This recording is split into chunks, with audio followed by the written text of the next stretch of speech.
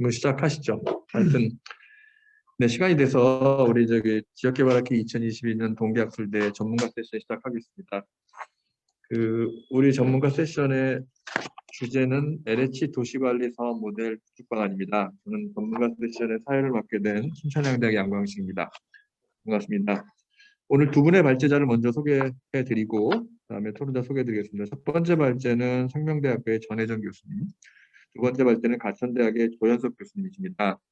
그리고 토론으로 한양대학의 진창원 교수님과 건국대학의 노승한 교수님 나오셨습니다. 자, 그러면 저희에게 주어진 시간이 1시간 30분인데 한 발제는 한 20분 정도 이내로 하시면 되겠죠? 자, 그러면 이제 전문가 세션이기 때문에 제가 특별히 발제를 요약하거나 토론문을 정리해 드리지는 않겠습니다. 전문가분들이시기 때문에. 그래서 바로 발제 20분 두 개를 연속해서 듣고 우리가 지정 토론이 있는 게 아니기 때문에 토론자들께서 두 개의 주제에 대해서 토론해 주시면 되겠습니다. 자, 먼저 우리 생명대학의 전혜정 교수님 발표 부탁드리겠습니다. 우선 화면 공유 먼저 하겠습니다.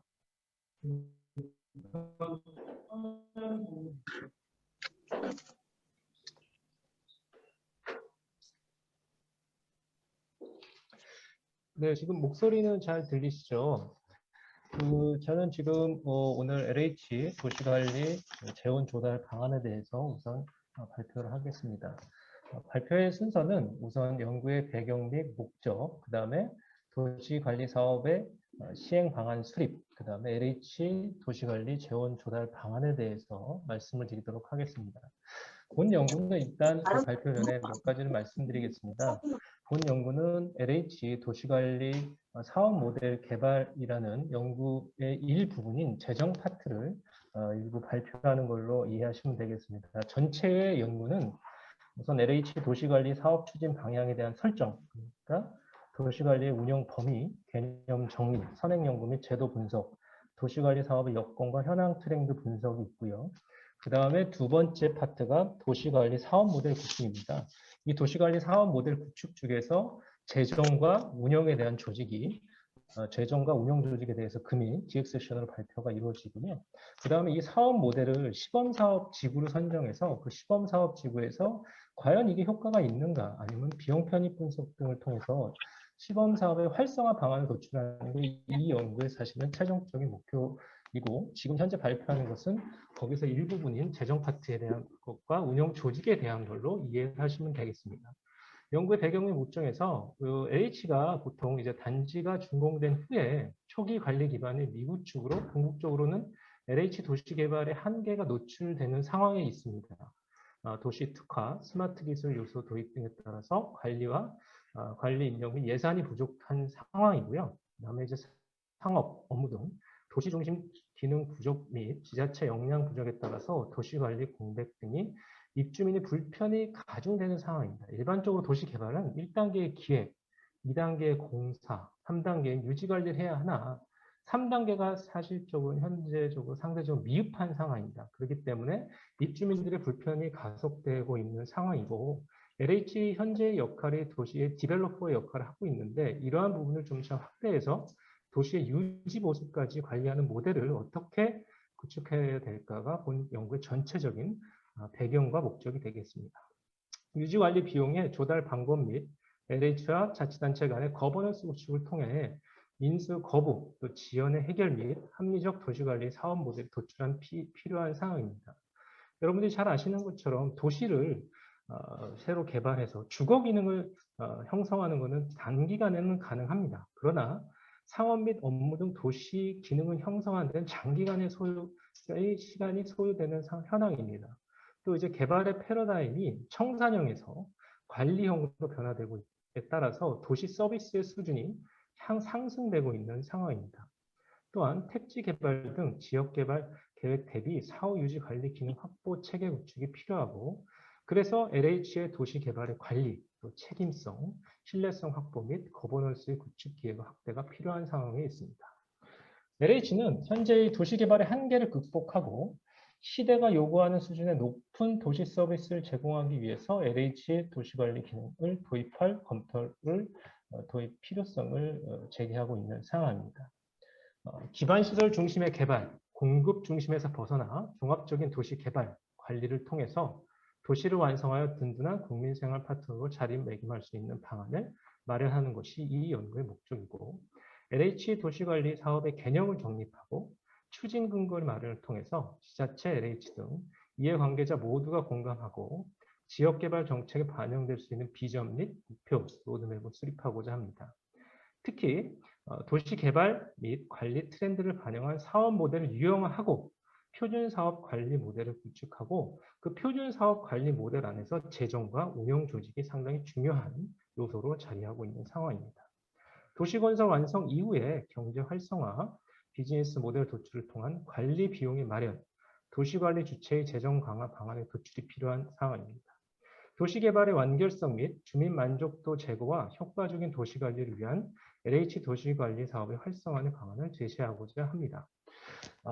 이 장에서는 두 번째 파트에서는 도시관리 사업 방안, 도시관리 사업의 시행 방안의 수립에 대해서 한번 말씀드리도록 하겠습니다. 도시관리 사업의 시행은 도시 공공 서비스의 공급 주체가 누구냐에 따라서 여러 이해관계자의 여러 이해자의 결과가 달라질 수가 있습니다. 이해관계가 달라질 수가 있습니다. 도시관리 사업을 효율적으로 수행하기 위해서는 가장 먼저 도시 공공 서비스의 공급 주체를 결정하고 어떻게 도시관리를 효율적으로 도모해서 지역 경제에 도움이 될 것인가를 결정하는 것이 중요합니다. 도시관리를 통한 지역 경제의 선순환 가치 사슬을 창출하기 위해서는 적절한 도시 공공 서비스의 공급과 공급 주체의 경제적 수익성 간의 균형성을 찾는 일이 매우 중요한 사항입니다. 즉, 다시 말해서 도시관리 시행자가 자체 수익성이 보장되지 않은 상태에서 지역 주민에 대한 공공 서비스만을 제공한다거나 반대로 시행자의 수익성 창출만을 고려하고 공공 서비스의 질이 주민 욕구에 미치지 못한다면 지속성을 유지할 수가 없는 상황입니다. 결국 앞서 제가 말씀드린 모든 것은 도시관리 운영과 관련된 조직과 비용, 재정적 문제, 즉 경제적 수익성의 문제라는 점을 말씀드렸습니다. 그래서 LH가 도시관리 시행을 위해서 고려될 사항들을 고려 요소와 세부적인 사항을 좀 살펴보도록 하겠습니다. 우선 도시관리의 목적을 좀 살펴보면 지자체 역량 강화를 검토할 필요성이 있고요. 복수 지자체 지원형, 그 다음에 도농 통합식 균형 발전 유도형, 지방 소도시 패키지형, 거점 기반형 생활 서비스 제공형에 따라서 세부 사항을 검토할 필요가 있고요. 도시관리 주체와 대상에 대해서 명확하게 할 필요가 있습니다. 도시관리 주체가 종전처럼 중앙정부 또는 지방정부냐, 아니면 공공기관, LH나 지자체의 공공기관이냐, 아니면 민간, 위탁의 형태이냐, 아니면 제3의 섹터의 파트너십의 형태를 운영할 거냐, 어떤 주체가 도시관리를 운영할 거냐에 대해서 명확히 할 필요가 있고요.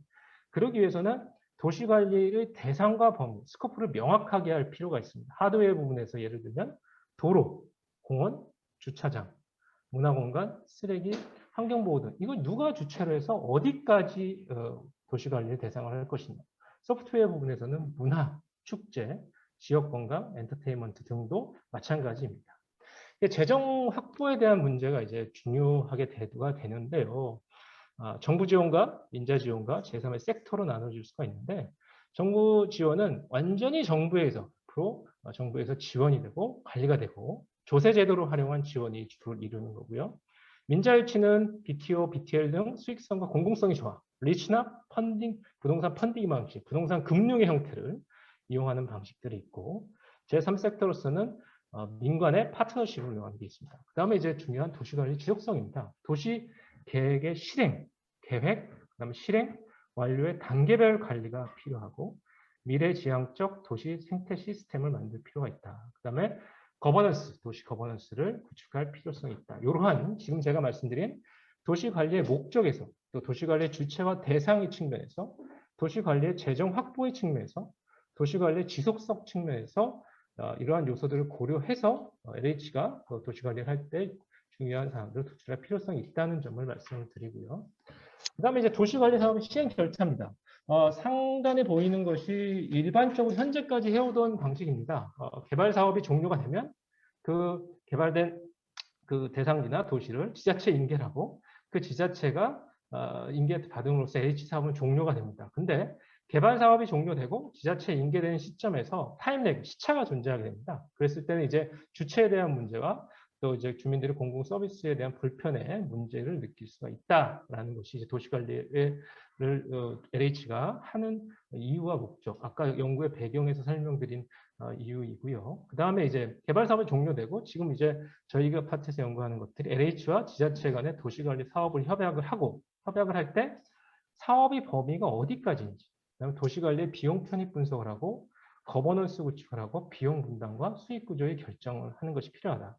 그리고 이러한 것들을 바탕으로 총괄적 도시 관리 사업 계획을 수립하고 사업을 시행하고 평가하고 그다음에 활류, 피드백 시스템을 이용해서 부족한 부분들을 고치면서 도시 관리 사업 표준 모델을 구축하는 것이 필요하다라는 것입니다. 그다음에 재원 조달 방안에 대해서 리터처를 통해서 또 이제 가능한 부분에서 이론적인로 이제 도시 관리의 재원 조달 방안에 어떠한 것들이 있는지를 한번 살펴보도록 하겠습니다.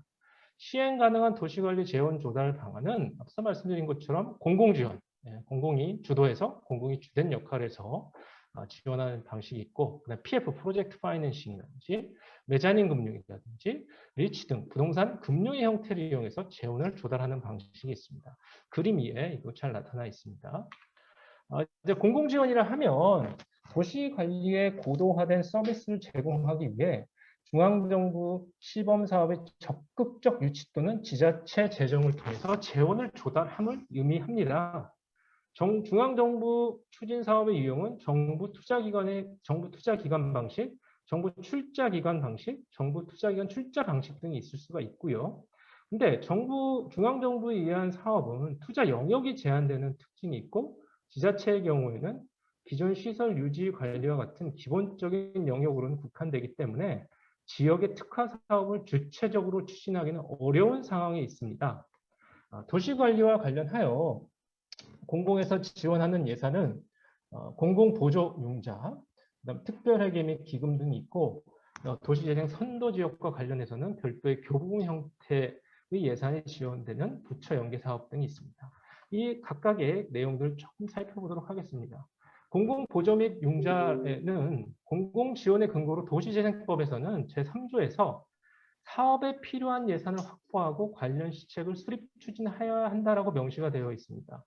또한 도시재생 전략계획이나 도시재생 활성화계획 등의 실효성을 확보하기 위하여 지방재정법 제33조에 따른 중기지방재정계획에 반영하여야 한다는 근거를 마련하고 있습니다.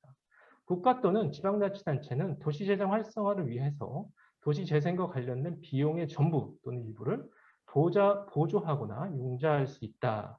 그리고 이와 관련하여 보조하거나 융자하는 데 필요한 자금은 일반회계 또는 국가균형특별법 제30조에 따른 지역발전 특별회계에서도 지원하게 되어 있는 상황입니다.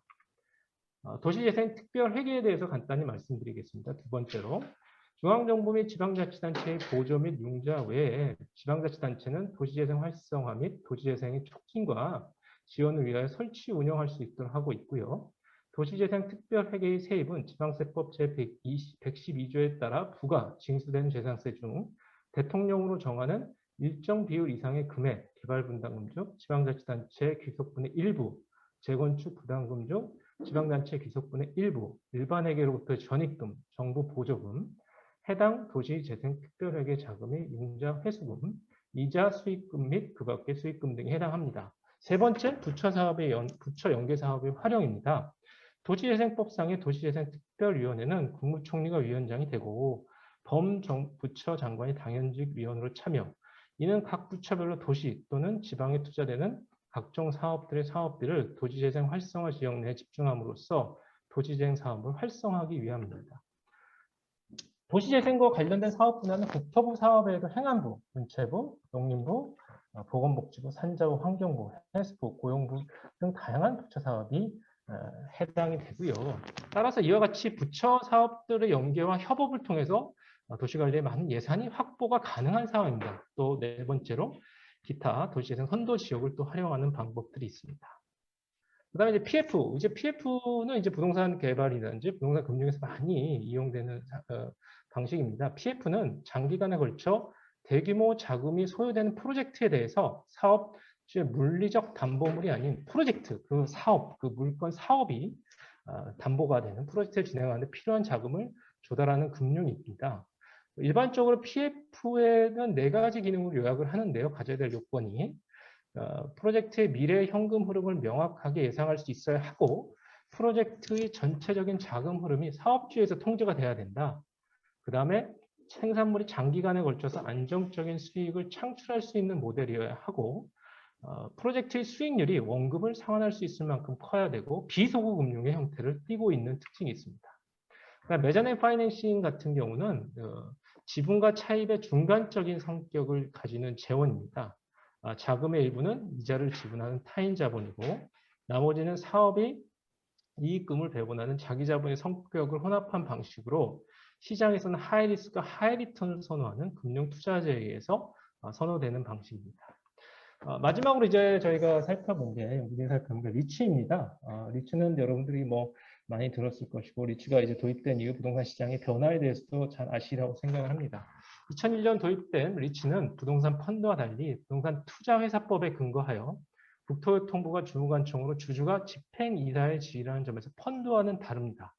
리츠는 정부 또는 민간의 출자자로 민간과 공공의 금융 협약풀을 형성하여 리츠의 자본과 부채의 다양한 출자 및 대출이 이루어지고 이를 리츠가 직접 사업을 집행합니다. 금융협약풀은 일반적으로 일정 수준을 출자하고 한도를 정하여 대출을 해주며 리츠는 이를 상환하는 형태를 띠입니다. 리츠는 세금 측면에서는 부동산 편도와 유사합니다만 회사형으로 법인세가 존재합니다. 우리나라에서는 주택도시기금이 리츠를 통한 출자 및 투자, 융자를 통한 금융 지원을 추진하고 있는 상황입니다. 여기 장단점을 한번 살펴보면 리츠의 가장 큰 장점은 법인세 감면 혜택입니다. 그 다음에 포트폴리오 구성을 통해서 자산 가치를 상승하고 유동성을 증가시킬 수 있는 장점이 있고요. 단점으로는 엄격한 자격 요건이 있다는 점이고요. 그리고 이제 이익 배분을 통한 내부 유보의 활용이 어렵다는 점이 있습니다. 종전의 도시관리는 LH와 같은 공공의 사업 집행자, 사업 시행자가 정책 사업의 추진의 당위성을 근거로 재원 조달과 사업 리스크 전부를 부담하는 방식이었습니다만 2000년대 중반 이후 국내의 부동산 개발 금융의 발전으로 사업 참여자 확대는 물론 다양한 금융 기법 설계를 통해 금융시장 유동성을 부동산 개발 시장으로 이전하는 추세가 뚜렷해지고 있는 상황입니다.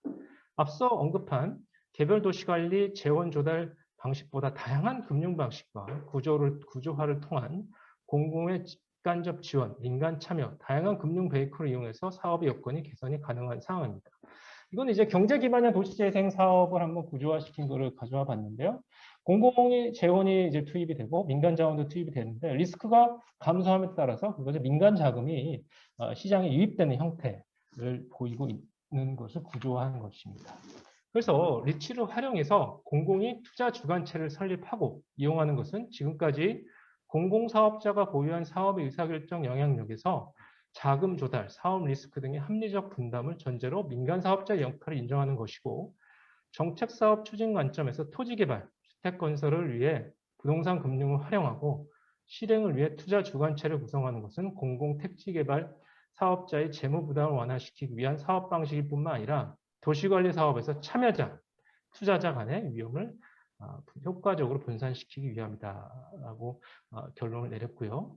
시행 가능한 제도를 검토한 결과 각 개별 사업 규모와 지역 특성에 따라 일부 달라질 수가 있으나 이론적으로 LH 입장에서 사업의 리스크를 분산하고 민간 참여를 극대화시키면서 사업의 효과를 극대화하고 유연한 금융 기법을 이용할 수 있는 리츠를 활용할 필요성이 있다라는 결론을 내렸습니다. 근데 이제 아까 제가 앞서 말씀드린 것처럼 이론적으로는 이제 리츠가 상당히 그 LH가 가지는 현재의 상황에서 이용하는 것이 바람직하다라고 했으나 실제 이제 저희가 뒷파트에서는 시범사업지구로 선정을 했습니다. 제주 김영지구라든지 경산대임이라든지 남양주 왕석이라든지 그런 시범사업지구를 선택해서 이제 이거를 일정 부분 돌려봤을 때 규모별로 따라 달라지겠다라는 그 생각을 많이 하고 있습니다. 사업의 규모가 적은 데는 공공지원이라든지 공공주도, LH 주도적으로 이용이 되고 대단히 대단히 개발할 때는 리치가 가능한 면이 있으나 법적 제도적으로 좀 더 살펴봐야 되는 상황이 있다는 점을 말씀드리고 드리고 발표를 마치도록 하겠습니다. 감사합니다.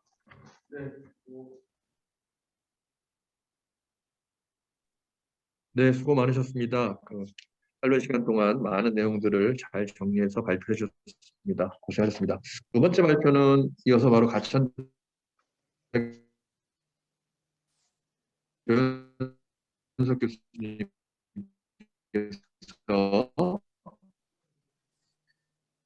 예. 안녕하십니까. 조현석입니다.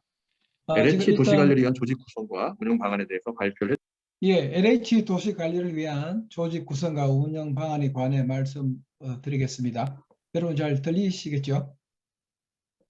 예, 그럼 시작하겠습니다. 우선 도시 관리 조직을 어떻게 구성하는지 그 방향에 대해서 말씀을 드리겠습니다. 앞부분에 전혜정 교수님께서 LH가 개발 주체인데 관리도 해야 된다는 배경과 목적에 관해서 상세하게 설명을 해 주셨습니다. 그리고 어떻게 재원을 조달할지에 관해서도 말씀을 해 주셨고요. 저는 그럼 조직에 관해서 말씀을 드리는데, 그러면 도시 관리를 어떠한 조직을 구성해서 해야 되느냐가 되겠습니다. 이때까지 LH는 개발 주체로서 주로 많은 경험을 가지고 있었는 거죠. 그래서 개발을 하고 난 뒤에 관리는 지자체 등으로 다 이관을 하거나 다 귀속을 시켰습니다. 그래서 앞으로는 그렇게 해서는 안 된다. 도시 개발과 도시 관리가 이렇게 이원화되어 있는 것을 탈피하여서 도시 개발과 관리를 통합시켜야 된다. 즉 일원화시켜야 된다. 그건 왜 그러냐 하면은 개발 주체인 뭐 여러 개발 주체는 많이 있겠습니다만 특히 LH 같은 경우에는 국책 개발 사업을 많이 해봤고, 그래서 그에 따라서 상당한 경험을 축적하고 있습니다. 그래서 가치라든지 여러 가지 자산을 가지고 있는 것이죠. 체득한 여러 가지 경험이 굉장히 많다. 그게 높은 가치를 가지고 있고 자산적 효과도 가치도 크다. 그래서 이 개발에서 축적하고 획득한 전문 역량을 도시관리에 그대로 접목시킨다. 쉽게 말하면 요즘 ICT 기반의 모든 스마트 시티화 되어 있고 유비쿼터스 시티가 되어 있기 때문에 보통 뭐 시설이 다 첨단화되어 있는 것이죠. 이러한 도시관리는 이러한 도시 시설을 개발하고 이렇게 구축한 개발 주체에서 그대로 해야지만이 양질의 도시 서비스를 시민들에게 제공할 수 있다. 그래서 시너지 효과가 올라가고 당연히 생산성이 높아질 것이며 효율성도 높아진다. 이러한 데 기반을 두고 도시관리 조직은 LH가 해야 된다라는 되겠습니다. 이거는 뭐 그냥 LH만 하는 게 아니라 이거 서구 선진국에서 뉴타운 개발과 관련해서 이러한 자료들에 보면은 21세기에는 개발과 관리가 일원화된다는 이렇게 주장이 많이 있는 것을 보았습니다. 그리고 두 번째는 그러면 이 개발과 관리를 통합함으로써 얻는 이점은 무엇인가? 우선 개발 과정에서 개발 주체는 상당히 이렇게 관과하는 누락하는 부분이 있을 수가 있습니다. 개발을 잘 계획해가지고 수립을 해서 진행을 하지만 그 과정에서 누락된 부분은 관리 과정에서 그대로 발견할 수 있는 것이죠. 피드백이 생길 수 있는 아주 좋은 효과가 있습니다. 그래서 또 LH가 다른 도시 개발이나 도시 재생 사업에서 또 선순환적으로 반영을 할 수가 있는 것이죠. 개발 과정에서 누락한 부분을 관리 과정에서 다시 발견을 해서 또 다른 사업에 착수했을 때 더 나은 개발을 할 수 있고 도시 재생 분야에 있어서도 더 좋게 할 수가 있다. 이게 선순환적으로 움직인다는 것이 되겠습니다. 그래서 이 도시 LH의 도시 개발이나 도시 뭐 이렇게 되면 당연히 뭐 역량은 높아질 수 있을 것으로 봅니다. 그리고 또 LH의 전문성을 가지고 이 그대로 복잡한 도시 문제, 갈수록 도시 문제가 복잡해지고 첨단 기술을 바탕으로 하는 시설이 구축되어 있기 때문에 이러한 여러 가지 문제들을 해결하는 데도 더욱더 용이하다. 이렇게 되면은 시민들의 주거 복지가 더욱더 높아지고 주민의 삶의 질, 뭐 정주 여건, 정주 여건 요새 많이 강조하고 있습니다만 정주 여건이 훨씬 더 높아질 것이다. 그리고 이렇게 되면은 지역의 자산 가치가 한층 올라가는 것이죠. 부동산 가치도 올라가고 주민들도 아주 또 훨씬 좋겠죠. 그렇게 되면은 지역 경제도 더 활성화되고 마지막으로 지역 상승 효과도 얻는다. 그러니까 주민들한테도 많은 혜택이 돌아가고 개발 주체나 관리 주체도 이렇게 되는 것이다. 그리고 다음 보면 그러면 도시관리 조직은 어떠한 방향으로 가야 되나? 우선 세 가지 방향으로 제가 나열을 해봤습니다. 우선 첫 번째는 도시관리협의회를 만들어야 되는데 요거는 뭐냐면은 주민과 지자체, LH가 공동 참여하는 것이다. 그래서 과거에는 아까 말씀드렸습니다. 개발 주체가 해서 지자체에 귀속시키고 이양을 했는데 이제는 앞으로 시대는 주민 참여를 높이고 또 지자체 내에서 있기 때문에 당연히 지자체도 참여해야 되고 LH도 같이 들어와야 된다. 이게 다 상생형이 되겠습니다. 두 번째는 LH 스스로 자체 내에 특수 목적 법인을 만드는 것이죠. 요새도 보면 특수 목적 법인이 많이 만들어서 지역을 개발을 하고 있고요. 또 도시관리사업소라는 이러한 형태의 제목으로 또 조직이 구성이 되어 있습니다. 그래서 특수 목적 법이라는 건 당연히 특별한 목적을 얻기 위해서 전문적으로 하는 것이죠. 당연히 전문 인력이 참여하게 되겠고요. 이렇게 하는 게 더 훨씬 효과적이다라는 것이고, 그 대신 여기에서는 LH만 참여하는 게 아니라 여 내에서도 이제 각자의 지분을 이렇게 골고루 줘서 지역 상생형으로 나가야 된다. 이거는 오늘은 구체적인 내용은 여기 포함시키지 않았습니다. 그럼 마지막으로 LH 지역본부, LH가 본부가 있으면은 각 지역의 본부가 있는데요. 뭐 예를 들어 뭐 제주도라 그러면은 제주도 지역 내에 조직을 하나 만들어낸다. 그래서 규모에 따라서 이제 개발 규모에 따라서 규모가 좀 작을 경우에는 LH 지역 본부 내 조직을 하나 만들고 궁극적으로는 어차피 주민이나 지자체가 LH가 공동 참여하는 뭐 이렇게 그런 방향으로 SPC도 나가야 된다. 뭐 그런 게 되겠습니다. 그래서 우선 그 세 가지 조직은 도시관리협의회는 뭐 어떤 특수 목적 법인이 되든 LA 지역 내 조직을 뭐 새롭게 만들든 간에 도시관리협의회는 무조건 만들어야 된다. 그리고 이걸 약간 이렇게 도시화 시켜보면은 도시관리 거버넌스가 오른쪽에 되어 있고요. 이제 도시관리협의회가 하나 있고 주민, 지자체, LA 요거는 도시관리협의회 운영 방침이라든지 운영 방법은 오늘은 제가 소개를 하지 않았습니다. 여기는 보면 자세하게 어떻게 한다는 게 있고 여기에 이사들을 뭐 어떻게 구성한다는 배분이 또 정해져 있습니다. 주민이 몇 % 참여하고 지자체에서는 얼마, LH는 얼마 이렇게 하고 이 관리협의회 구성의 주도는 또 LH가 가지면서 이렇게 만들고 그 다음에 아까 말씀드린 뭐 특수목적법인이라든지 LH 내 도시관리처라든지 부라든지 도시관리회사를 또 이렇게 만들 수 있다. 그래서 여기 전체적으로 볼 때 도시관리의 거버넌스라고 할 수 있겠습니다. 그러면은 이러한 도시관리 조직은 안에 아까 세 가지 중을 뭐 따로따로 뭐 설명을 드리겠습니다. 먼저 도시관리협의회는 말씀드린 대로 주민과 지자체, LH가 다 공동 참여한다. 쉽게 말하면 이것도 민간 협력체가 되겠습니다. PPP 아까 그게 도시관리 배경과 목적에서 아까 설명해 주신 대로 PPP 일종이고요.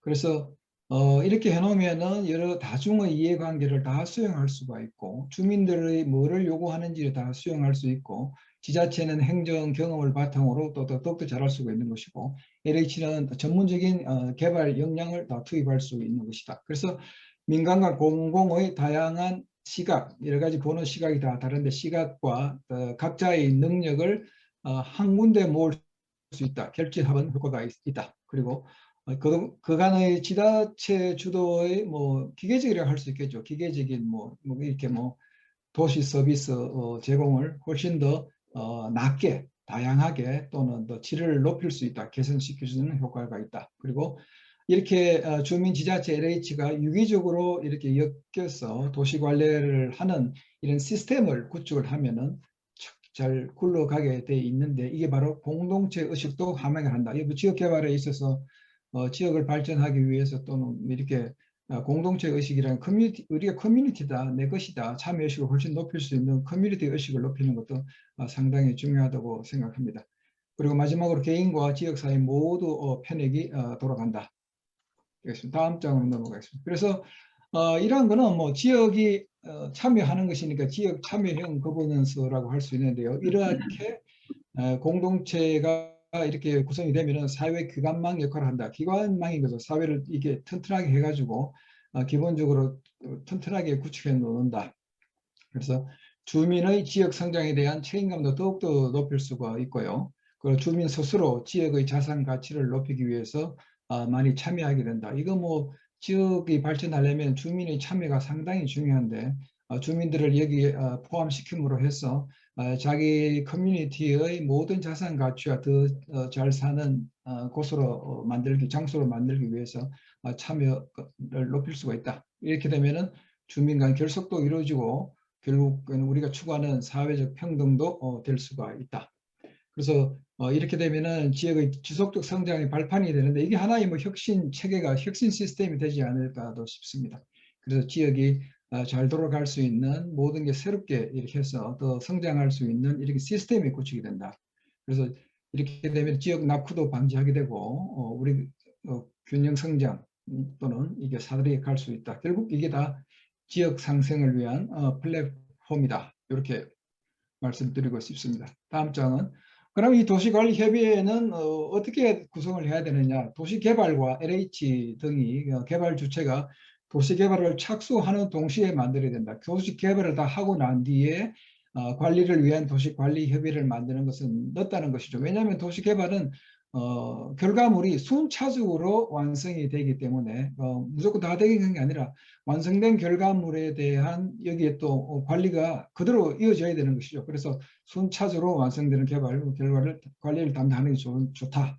그래서 도시 개발 후에 도시 관리 조직을 이렇게 뒤늦게 가동하는 것은 운영상 효율적이 못하다. 그래서 아까 말씀드린 것을 요약해 보면은 도시관리협의 거버넌스는 제일 중간에 주민이 들어와야 되고요. 뭐 지자체가 있고 LH가 있고 이렇게 하면은 지역 상승 기능이 된다. 그래서 도시관리협의회의 구성 뭐 이상하게 떴는데 보이실지 모르겠습니다. 기능은 주민은 이제 커뮤니티 활동을 계속 하는 것이고요. 수익형 사업에 참여하는 것이고요. 뭐 쉽게 말하면 관광 주도형 사업 같으면은 주민들도 관광 사업에 통해서 하고 지역의 특산품이나 고유하게 나오는 뭐 특수성을 고려한 지역의 고유성을 고려한 상품을 만들어서 이렇게 내도 되고요.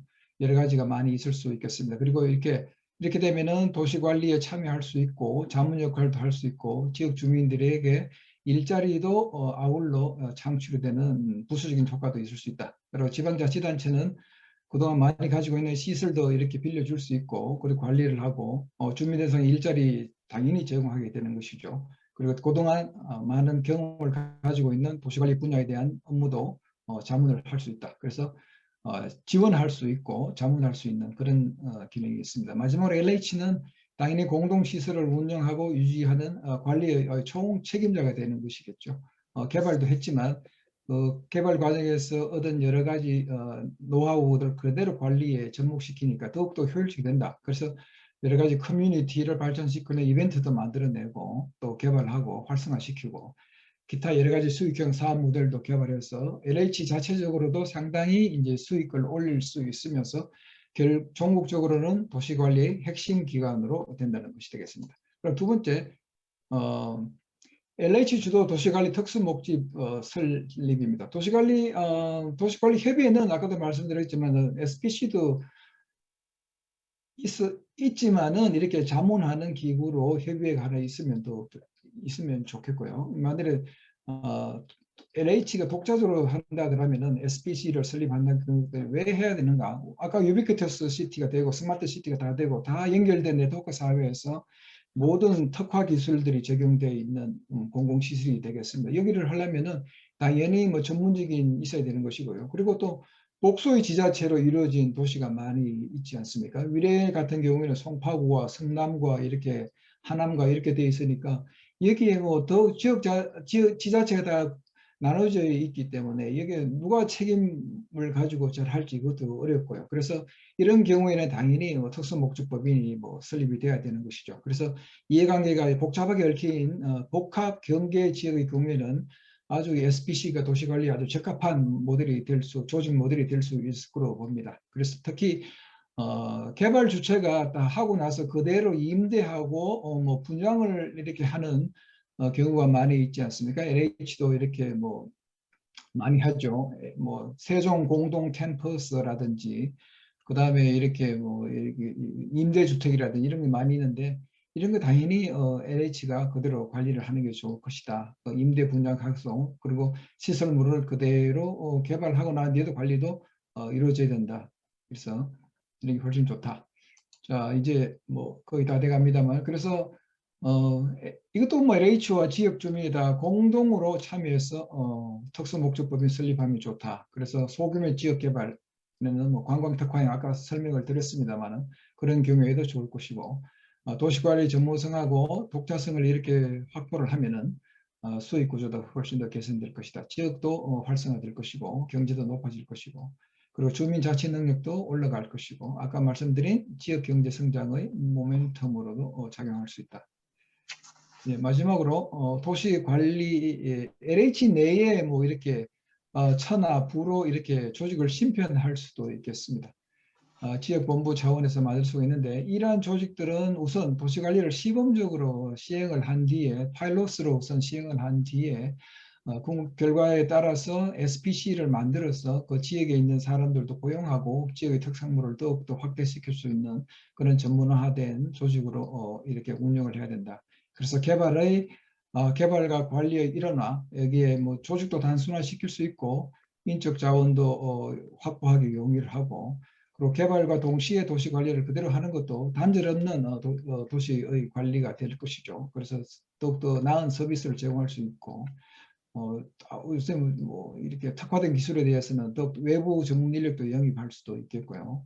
그래서 모든 지역 주민이 참여를 확대하는 그런 문화를 개방하는 식으로 조직을 이렇게 만들어야 된다. 이렇게 세 가지로 우선 말씀을 드렸습니다만 이게 조직은 이제 개발의 규모에 따라서 얼마나 크기에 따라서 이런 세 가지 모델 중에서 탄력적으로 적용하면 되지 않을까 그렇게 싶습니다.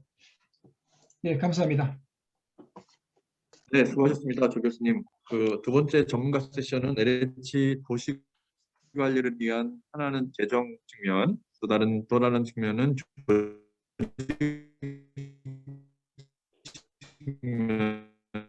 측면에서 발전 방안을 연계해서 말씀을 해드리는 건 아니기 때문에 우선 토론 순서대로 먼저 한양대학교의 진정하 교수님하고 건국대학교 노수환 교수님께서 차례대로 토론을 해주시겠습니다. 먼저 진 교수 부탁드리겠습니다. 네. 예, 안녕하세요. 한양대학교 진창하 교수입니다. 잠깐 토론 자료 잠깐 공유를 드리도록 하겠습니다. 간단하게 생각을 좀 정리를 해봤는데요. 두 편의 그 발제 주제, 어려운 주제에 대해서 일목요연하게 정리를 해주셔서 아주 도움이 됐습니다. 먼저 조 교수님께서 조직 구성과 운영 방안 발표를 해주셨는데요. LH 주도의 도시개발과 도시관리 거버넌스가 중요하다. 그래서 도시개발의 도시 통합을 하는 게 효율성을 높일 수가 있고 그리고 또 ICT 기반의 스마트 도시, 첨단 도시 시설 관리 시너지 효과가 발생합니다.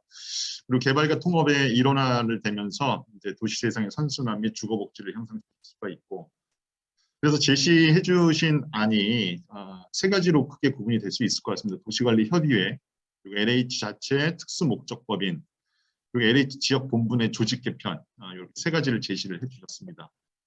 또 우리 전혜정 교수님께서도 이제 금융 재원 조달 방안과 관련돼서 현재 임대주택 준공 후에 그 역할이 대부분 종료가 되는데 앞으로는 이제 관리 기반 구축이 필요하다라고 의견을 제시해 주셨습니다. 그래서 LH 도시관리 재원 조달 방안으로 첫 번째로는 공공 지원 그리고 도시관리 미행을 위한 여러 가지 이 목적 대상 그리고 재정 확보 등에 대해서 설명을 자세히 주셨는데요. 두 번째가 이제 프로젝트 파이낸싱, 메자닌 금융 그리고 리츠 등을 활용한 재원 조달 방법에 대해서 설명을 주셨습니다. 이제 토론 내용입니다. 제가 이 귀한 발표를 드리면서 몇 가지 이제 생각했던 점을 정리를 해보니까 과연 그럼 LH의 본질적인 기능은 무엇이냐? LH의 전체 기능 중에서 이 도시 관리의 영역에 대한 이제 정의가 이제 앞으로 방향성이 결정할 텐데요. 그래서 크게 보니까 세 가지로 구분이 되는 것 같습니다. 먼저 주거생활 향상과 국토 효율적 이용, 그리고 두 번째로는 저희가 다 알다시피 공공주택 공급입니다. 그리고 택지 공급. 그래서 2009년도에 토지공사하고 주택공사가 이제 합병된 그 역할 자체가 이제 공공주택 공급하고 택지 공급인데요.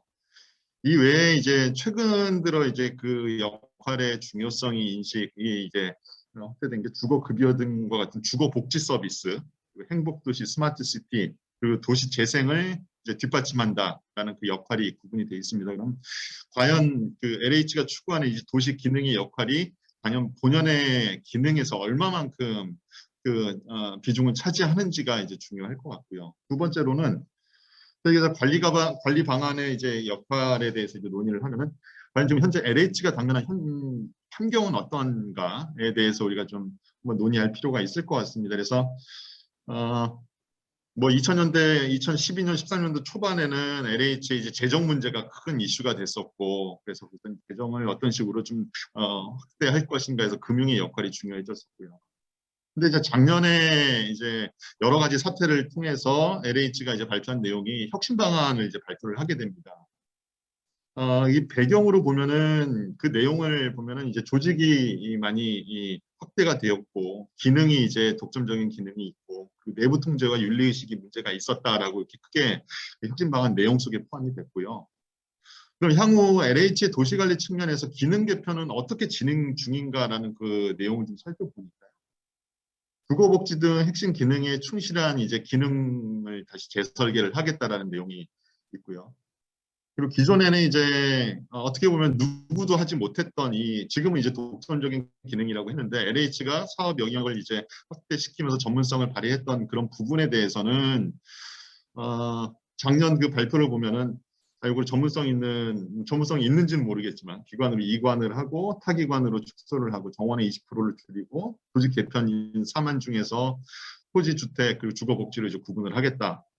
여기서 이제 도시관리 기능이 보면은 핵심 기능인 택지 개발, 주택 건설 플러스 이거 주거복지 기능은 이제 존치인데 그러면은 도시관리 기능과 이게 주거복지 어떤 식으로 이제 접목을 시킬 것인가 하는 게 이게 큰 방향성일 것 같습니다. 그래서 LH가 그러면 현재 도시관리하는 영역은 이제 어떻게 분화가 되고 어떻게 전문화가 될 것인가 내용을 좀 살펴봤더니요. 신도시 관련된 것은 이제 국토부에서 하겠다. 시설물 성능과 관련된 건설기술연구원, 정부와는 부동산 뭔가 이게 협업을 하고 공동주택 관리는 주택관리협회, 그리고 금융지원 사업, 특히 어떤 개발을 할 때 있어서는 금융 조달이 필요하죠. 필수적이죠. 근데 허그의 LH가 어떻게 보면 지금까지 임대주택 사업에서 리츠의 전체 리츠 상장된 리츠의 한 50%를 차지하는 만큼의 리츠 규모가 커졌습니다. 그 얘기 금융의 기능이 커졌는데 이 허그에 이제 모리츠 8개가 이제 그 허그로 이관이 되고 하는 그런 상황입니다. 그러면은 향후에 LH 이제 개선 방안에서 어떤 식으로 그러면은 그 니치 마켓을 이게 좀 살펴갈 것인가. 그럼 반대로 현실적으로 이제 자립 방안 그 앞으로 그 지방 도시공사라든지 유관 기관에서 LH 역할을 하겠다고 하는데 과연 그 전문성을 100% 발휘할 수 있겠는가? 지방 도시 같은 지방 지자체 같은 경우는 재정 자립도가 그만큼 사업을 감당할 수 있는 그 역량이 되는 것인가라는 것을 대해서 이제 고민을 해야 될 것 같고요. 두 번째로는 LH에서 진행 중인 이제 여러 가지 구조 변화에서 지자체 도시관리 사업에서의 그 포지셔닝을 어떻게 할 것인가라는 게 중요할 것 같습니다. 예를 들어서 지방도시개발공사에서 이렇게 충분히 사업을 수립하고 그리고 평가를 하고 추진할 그런 게 없다고 하게 되면은 이거는 현실적으로 뭐 지역사업본부라든지 이런 곳에서 그 기능적인 역할을 감당을 해야 될 것 같습니다. 그래서 이런 논의가 지금 초기 단계에 이루어지고 있는데 이런 부분에서 이제 LH도 마찬가지로 중장기 플랜이 필요할 것이고요. 지자체에서도 마찬가지로 지금 이런 움직임이 있으니까 우리가 인력이 부족하다가 아니라 어떤 식으로 LH와 협력을 해야 될지 이런 좀 디테일한 중장기 플랜이 필요할 것 같습니다. 그래서 보면은 주거복지 기능이 아직 존치가 되어 있으니 도시관리 협의회, 주민, 지자체, LH 공동 참여 형태로 접근을 하는 것이 현실적이고 그리고 설득력도 있지 않겠는가 하는 게 제 의견입니다. 그리고 현재 발표되고 전체 진행되는 내용에서 중앙정부의 역할이 지금 보이지가 않고 그리고 중앙정부에서 어떤 식으로 그러면은 더 어떻게 보면 효율적이고 전문성 있게 한다고 하는데 그 계획이 안 보인다는 것이 좀 우려가 되는 상황입니다. 두 번째 재정과 관련돼 갖고 얘기는 이제 LH에서 추진하고자 하는 사업에서 주택도시기금의 역할이 큽니다. 그래서 수익성의 정도에 따라서 이제 재원 구조를 장기적으로 가져갈 때 2x2로 한번 좀 살펴보면 어떨까 싶습니다. 수익성이 강한 사업들과 수익성이 약한 사업들, 그리고 종합적인 관리가 중장기적으로 이루어져야 되는 사업과 이 단편적으로 참여가 되는, 그래서 종합적인 관리가 필요하고 수익이 약한 이런 부분은 당연히 재정이 이제 투입이 돼야 되는 부분일 것이고요. 그리고 종합적인 관리가 필요하고 수익성이 강하다 싶으면은 이제 모리츠, 즉 그 지속적으로 운영이 되고 그래서 인앤아웃이 되고 할 수 있는 모리츠를 활용을 해서 지속적으로 반응을 하면 될 것이고요. 그리고 단편적인 기능이고 수익성이 강하다라면은 LH 자체 재원이라든지 또는 뭐 기금 융자라든지 라서 수익성 부분을 이제 좀 보존할 수 있는 그런 역할이 필요할 것 같고요. 단편적이고 수익성이 약하다.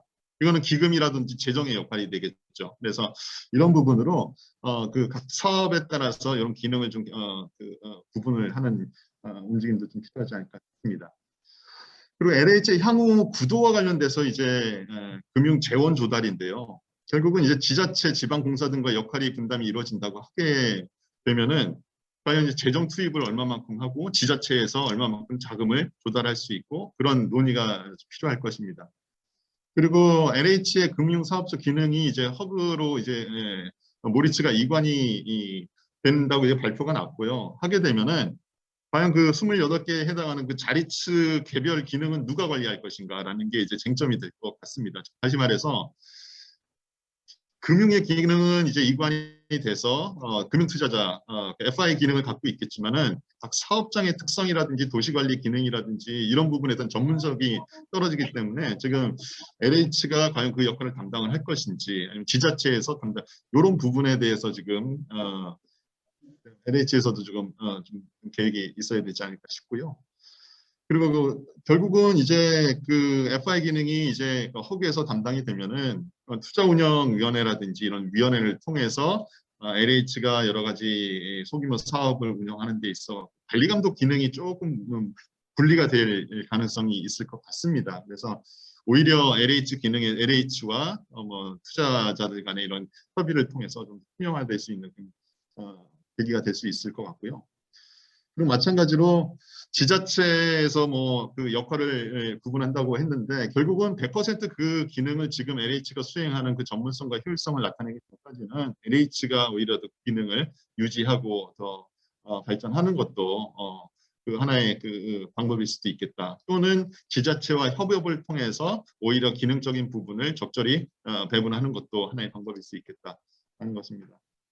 그리고 마지막으로 이제 주택도시기금의 역할하고 향후 구도를 LH 어떻게 가져갈 것인가 라는 부분입니다. 그래서 주택도시기금의 재원을 가지고 있고 모리츠 기능을 갖고 있는 이제 허그가 그 역할이 좀 커질 것 같고요. 다만 이제 LH가 운영하는 자리츠를 운영하면서 갖고 있는 세부 사업장의 그런 기능들 같은 경우에는 현실적으로 대체하기가 힘들지 않겠는가 하는 게 의견입니다. 그래서 금융투자자 FI 역할과 그 실무의 운영자 또는 그리고 처음에 그 어떻게 보면 파이낸싱 스트럭처를 설계하는 그런 역할과의 그 역할 구분이 이제 명확하게 돼서 오히려 큰 사업 구조론다 보면은 사업의 개발, 운영, 관리 기능이 조금씩 리스크가 이제 좀 해칭이 되는 그런 역할이 되지 않을까 그런 생각을 해봤습니다. 예, 고맙습니다. 여기까지 마치도록 하겠습니다. 고맙습니다. 안녕하세요. 건국대학교 노승환입니다. 두 분 발표 너무 잘 들었고요.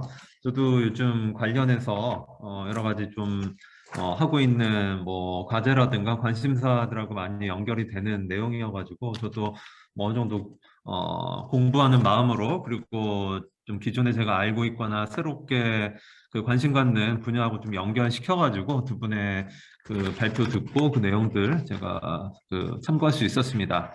관련해서 몇 가지 제가 이 연구 관련된 발표를 들으면서 들었던 생각과 뭐 내용들을 조금 정리하고 몇 가지 좀 제안을 좀 드리도록 하겠습니다.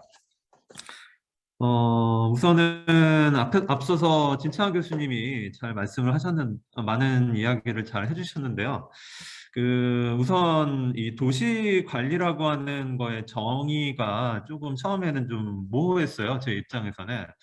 아마 제가 알기로는 이게 훨씬 더 여러 가지 주제들이 묶여 있는 커다란 그 과제에서의 한 일부 파트, 그 중에서도 이제 재정하고 이 조직 구성과 운영 방안이라고 하는 일종의 이제 서브섹터와 관련되어 있는 과제만 제가 보고 있기 때문에 이러한 어떤 도시 관리라고 하는 전체적인 측면에 대한 거를 앞단에서 그리고 정의를 내리고 논의를 했기 때문에 여기서 이제 중복해서 이거에 대한 정의를 다시 얘기할 필요가 없지 않았겠느냐 이제 이렇게 추측은 해봤습니다. 근데 이제 어쨌든 뭐 세부 주제라고 하더라도 어느 정도는 도시 관리라는 거에 대한 소위 얘기하는 뭐 스케일하고 스코프를 얘기를 하지 않습니까? 이게 이제 정말 뭐 구도심부터 포함해서 그 도시라고 어떤 한 도시가 정해지면은 그 도시와 관련되어 있는 모든 지역적인 범위에 관련된 걸 다 할 것이냐 아니면은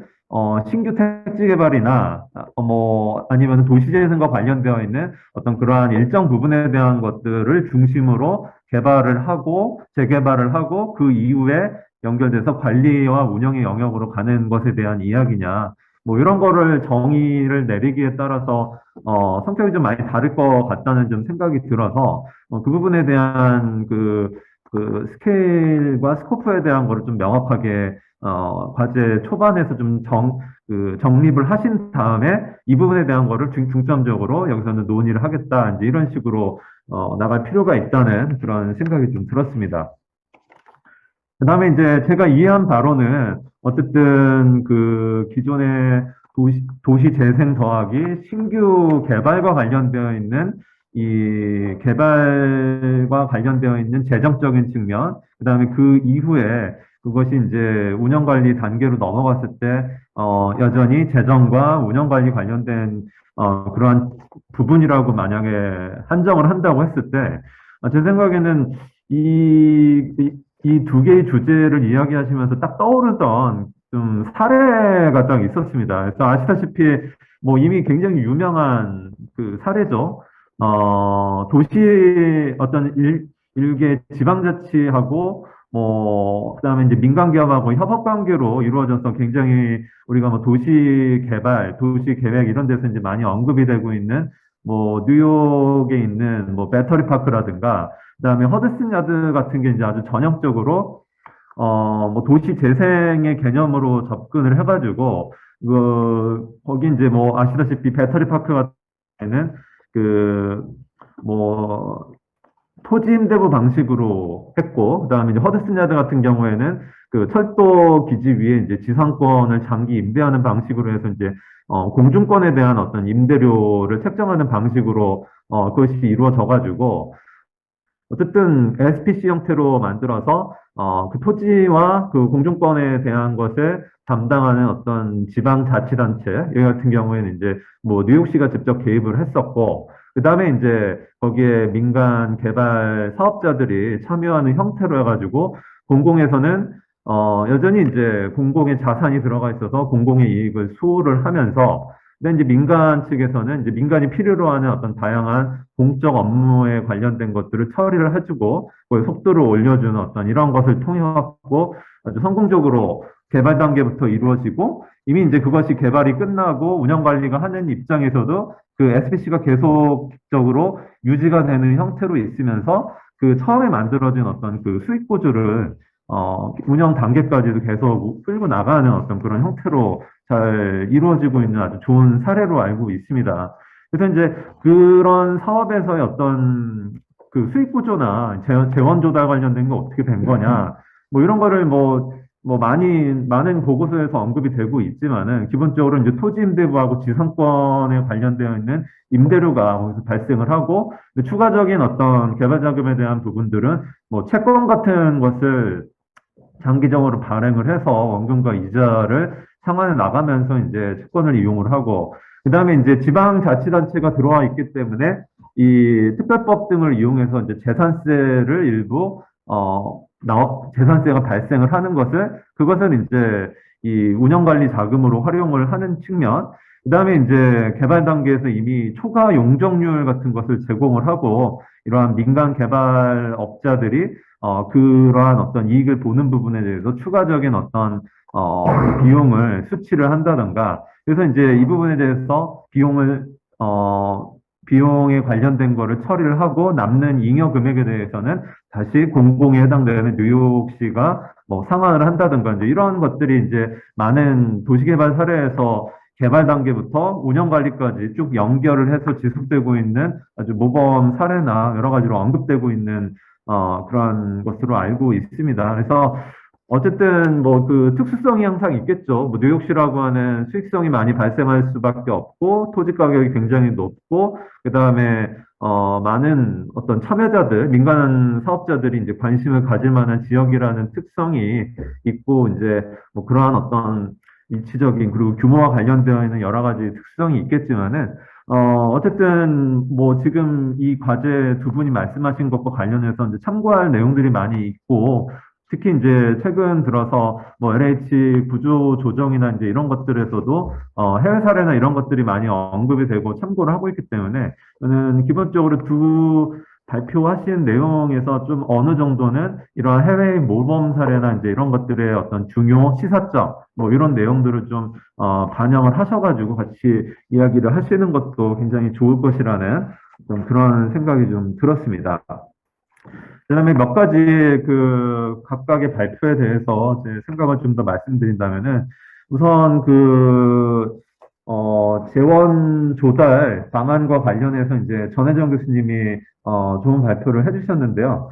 그 앞에서 말씀하셨던 이 공공지원과 관련되어 있는 이게 이제 다 연결이 되어 있는 부분인데 이 실질적으로 이제 우리나라 같은 경우에는 전국 단위의 국가 단위에서의 어떤 개발 사업과 관련된 건 LH가 주도적으로 그 역할을 여태까지 해와서 어떻게 보면 이제 지방자치단체 그리고 지방자치에서는 이러한 도시개발과 관련되어 있는 업무 역량과 인력 뭐 이런 것들이 이제 많이 부족하다는 이야기를 많이 합니다. 근데 이제 사실 이게 뭐가 먼저냐 이제 이 이슈인데 LH가 여태까지 그것을 독점적으로 다 해왔기 때문에 지방자치단체에서는 뭐 그런 것을 키울 만한 필요성도 없었고 자생력을 키울 만한 어떤 환경도 이제 조성이 되지 않았던 건데 앞에서 뭐 진 교수님께서 그 혁신 방안에 대해서 LH 그런 어떤 정부 안도 여러 가지가 나오고 했었는데 이제부터는 조금 우리나라 같은 식으로 국가 공공과 관련되어 있는 모든 개발을 한 기관에서 전적으로 담당하는 어떤 그런 거에 대한 어떤 변화나 어느 정도의 어떤 구조 조정이 필요하다는 어떤 의견들이 많이 있습니다. 실질적으로 뭐 아까 앞에서 말씀드렸던 그러한 뭐 뉴욕 같은 경우의 사례를 보더라도 그 국가 단위에서의 어떤 한 기관이 그걸 담당하다기보다는 가장 그 지역에 대해서 잘 알고 있는 지방자치단체에서 직접적으로 이제 그러한 필요성이 있는 사업자들을 모아갖고서는 직접 참여를 하게 되는 어떤 그러한 구조를 많이 하고 있는데요. 어쨌든 뭐 LH의 구조조정과 같이 맞물려가지고 우리나라도 어떤 이런 공공 지원이 물론 정부 차원에서 들어가는 것도 있겠지만 지방 자치단체 그리고 아까 뭐 보여주셨던 그런 그 슬라이드에서 뭐 도시재생 특별회계라는 것을 통해서 지방세에서 재산세 등을 어느 정도 활용할 수 있는 어떤 그런 법적인 근거나 이런 것들을 좀 언급을 해주셨는데 그런 거를 좀 적극적으로 좀 활용을 해서 앞으로 좀 아직은 모자라고 협업이 많이 LH에 필요하겠지만은 자체적으로 지방자치단체에서 이러한 어떤 도시개발과 관련된 거를 주체적으로 끌고 나가고 그다음에 개발 이후에 운영 관리까지 끌고 나가는 어떤 그런 것이 공공지원 측면에서 더 필요하다는 생각이 들었습니다.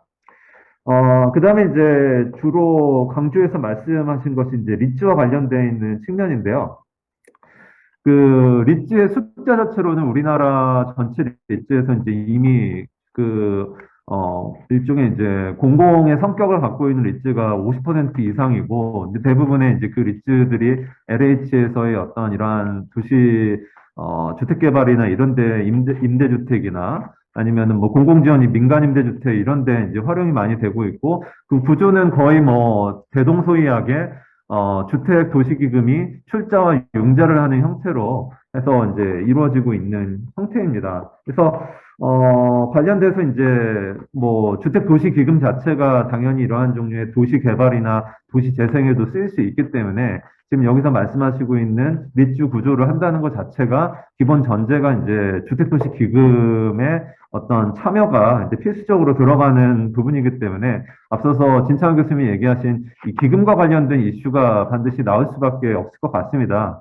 근데 이제 이 기금의 운영과 관련돼서 좀 허그가 이제 그것을 운영 관리하는 입장에서 봤을 때 상당히 이러한 지방자치 단체가 직접적으로 관여를 해서 하는 이러한 도시개발 사업들에 대해서 약간 좀 아무래도 이제 투자심이나 뭐 이런 데서 좀 엄격하게 룰을 적용시키는 부분이 있기 때문에 생각보다 이런 부분들이 리츠를 활용하는 게 쉽지 않을 수도 있다는 어떤 그런 의견이나 생각이 좀 있고요. 그렇기 때문에 조금 뭐 사업별로 그리고 위치에 따라서 이런 것들이 케이스들이 너무 다를 것 같은데 좀 다각도로 리츠뿐만이 아니라 앞에서 얘기했던 뭐 그러한 그 메자닌 파이낸싱이나 PF 그다음에 뭐 채권 등을 좀 더 적극적으로 활용하는 어떤 그런 것을 원론적인 얘기보다는 어떤 구체적인 어떤 사례의 어떤 조건들 뭐 어떤 지방 도시 아니면 어떠한 사업 규모 어떠한 수익성이 있는 것 뭐 이런 것들에 대한 언급들이 많이 나와야 될 것 같습니다. 그래서 뭐 과제를 풀어 나가실 때 조금 구체적으로 그런 것들을 제시를 해주면은 이 과제에 대한 어떤 시사점과 활용도가 좀 높아질 거라는 생각이 좀 들었습니다. 자, 그리고 운영 관리와 관련된 측면도 마찬가지인데요. 이게 이제 앞에서 말씀드린 뭐 뉴욕시 같은 어떤 그러한 굉장히 특수성을 갖고 있는 도시 말고 굉장히 우리나라의 뭐 지방 도시나 소도시 이런 데서도 많이 활용이 되고 운영 관리까지 고려를 해야 되기 때문에 이것이 만약 진짜 개발, 도시재생, 그 이후에 운영 관리라고 하면은 그 지역의 특성이나 이런 것들이 어떻게 반영이 돼서 운영 관리의 어떤 그 지속 가능성을 유지를 해 나갈 수 있을 것이냐, 뭐 그런 부분에 대한 것까지 좀 케이스들을 좀 분류를 좀 자세하게 하셔가지고 그런 것들도 같이 제시를 해주시면은 과제를 진행해 나가시는 데서 도움이 많이 될 거라는 생각이 들었습니다. 예, 이상입니다. 아. 장문규 선생님 말씀 들리세요? 그래. 안 들리시는 것 같은데요? 선생님 들리시나 혹시? 그쪽에서 혹시 말하면 들리나? 들립니다. 잠깐 좀 말씀해 주시겠습니까, 장문기 선생님? 예, 네, 말씀하시고 들려요. 예. 2개 발표 들으셨으니까 좀 의견을 좀 있으시면 얘기해 주시겠습니까? 제가 이쪽 업무를 보게 된 지가 지금 얼마 안 됐거든요. 지금 파주시청의 평화기반국장인데 교수님 2분 발표하시고 2분 보충 강의해 주신 거 내용 잘 들었는데 아직 그렇게 깊은 이해를 하지 못해서 좀 송구스럽고요. 들으신 내용, 말씀해 주신 내용 잘 업무에 참고하도록 하겠습니다. 수고들 많으셨습니다. 우선 2분의 발표와 2분의 토론을 들었습니다. 저도 이게 들으면서 이게 지자체가 해야 될 일을 LH가 너무 오버하는 거 아닌가 생각이 들었어요. 원래 지자체 영역이죠. 고유의 영역인데 제가 도시관리제도 도입 방안 연구를 몇 년 전에 LH 걸 했었는데 그때 이제 국토부에서 이 도시관리제도는 기본적으로 민간 디벨로퍼를 양성하기 위한 제도인데 LH 독점 사업이 될 수 없다라고 국장님께서 강하게 말씀하셔가지고 이게 이제 수면 아래로 내려갔었는데 이제 다시 또 최근 올라온 거고요. 그래서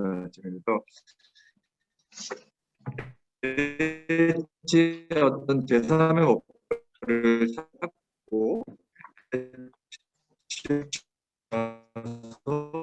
도시관리가 안 되는 곳들을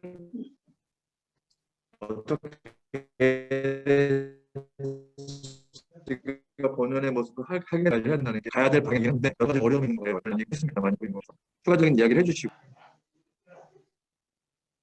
네, 그 코멘트 주신 거는 잘 들었고요. 일단 앞서 이제 두 교수님 말씀하시고 이제 양 교수님 말씀까지 잘 들었을 때 첫째가 이제 이게 도시관리라는 전체에서 한 파트를 떼다 오다 보니까 일부 이제 흐름이 자연스럽지 않은 면이 존재할 것 같습니다. 지금 말씀하신 주신 대로 사실 이제 도시관리에 대한 정의가 이제 새롭게 하는 것부터 시작을 합니다. 도시관리를 어디까지, 어느 영역까지, 그리고 어느 영역을 어떻게 할까에 대한 영역에 대한 이제 정의를 먼저 이제 처음 파트에서 시작을 하고요. 그거를 이제 지금 이제 양 교수님 말씀해 주신 대로 LH가 하고 싶은 것이 디벨로퍼의 역할 이외에 디벨로퍼 역할뿐만 아니라 관리를 하는 역할까지 하고 싶은 측면이 존재합니다. 그래서 그랬을 때 재정과 운영 조직을 어떻게 할까, 그리고 이제 전체의 사업 모델을 어떻게 구축할까에 대한 것이 저희 파트인데, 지금 이제 말씀하신 것처럼 사실 이제 실제 시범 사업지구가 6개가 선정이 되어 있습니다. 그 시범 사업지구 6개 선정이 되어 있을 때 저도 이제 재정 파트에서 지금 말씀드린 것처럼 현실적인 게 아니라 이상적으로 이론적으로 가장 적합한 건 리츠지만 실제의 사업 지구별의 이렇게 사업의 특성이 있습니다. 사업지구가 다 특화된 사업들이기 때문에 사업별로 재정을 운영하는 방식이 또 달리 봐야 되는 면이 존재합니다. 달리 봐야 되는 면이 존재하고, 지금 말씀하신 것처럼 리츠는 이제 주택도시기금과 연관성이 있기 때문에 그러한 부분, 지금 이제 코멘트 주신 부분에 대한 거를 좀 보완해서 그리고 이제 해외 사례에 대한 부분들이 저희가 이제 아파트에서 이제 했습니다. 근데 이제 아직 이제 전체적인 맥락을 하나로 맞추는 작업을 못해서 그런 부분들을 이제 감안해서 사업관리 모델에서 재정 파트를 좀 추가 보완토록 하겠습니다. 감사합니다. 예, 교수님들 의견 잘 들었습니다. 정말 감사하고요. 진창하 교수께서 지적해 준 LH 사업 구조 개선 또는 혁신 계획에 따르면은 여러 가지를 분산하는데 여기에 아까 상당히 많은 도움이 될 것 같습니다. 그래서 그게 주거복지 분야를 이렇게 가지를 더 쳐서 더 관리 분야를 더 활성화시킨다든지 새로 만들어내면 좋을 것이라는 것으로 제가 이해를 했습니다. 그래서 거기에 좀 이렇게 사업 구조 개선하는 것까지는 제가 계획을 못 봤습니다. 그거를 더 구체적으로 봐서 거기에 맞는 방향으로 조금 더 도시관리 조직이라든지 구성하는 거 그 방향을 그렇게 조정하면 될 것 같아서 상당히 도움되는 내용이고요. 그래서 노승환 교수님께서 말씀해 주신 거는 해외 모델, 아까 뉴욕의 배터리 파크라든지 여러 가지 말씀해 주셨는데 해외 모델은 저희들도 한번 이렇게 다 알아보기는 했었습니다. 알아보고 당연히 영국형 모델, 미국형 모델, 그리고 미국의 각 지자체 도시별로 뭐 우드랜드는 어떻게 했고 여러 가지 상당히 이렇게 신도시 이렇게 관리를 어떻게 하는지 했는데 오늘 사례 발표에는 빠졌습니다. 그래서 요거를 해외는 케이스별로 어떻게 이렇게 했는지 그리고 규모는 어떤지 이런 거 상당히 좋은 지적이고요.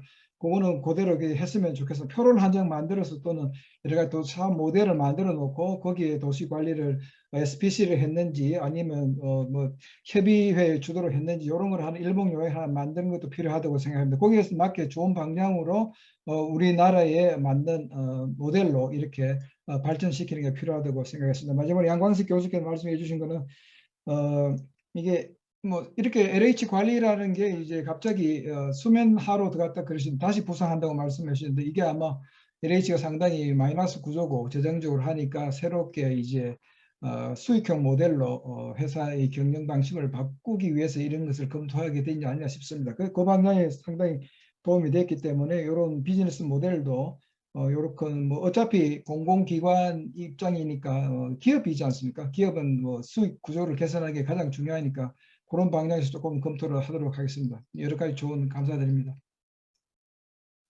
네, 다들 좋은 의견하고 좋은 코멘트 그리고 답변 감사합니다. 세션을 마치는데 시간이 많이 돼서 마치겠습니다. 이게 사실은 공기업의 독점적 시장 영역에 여러 사람들이 경쟁을 해서 좀 더 좋은 삶의 질의 여건을 조성하는 형태의 민간 디벨롭 부동산 사업들이 구조적으로 만들어져야 되는 그런 일련의 상황이라고 저는 이해를 하고 있습니다. 그래서 바라건대 주민의 삶의 질이 좀 좋아지는 쪽이 좋겠습니다. 어려운 것 있도록 도와줘서 정말 감사합니다. 네, 감사합니다. 소리가 갑자기 없어졌. 감사합니다. 안녕히 계세요.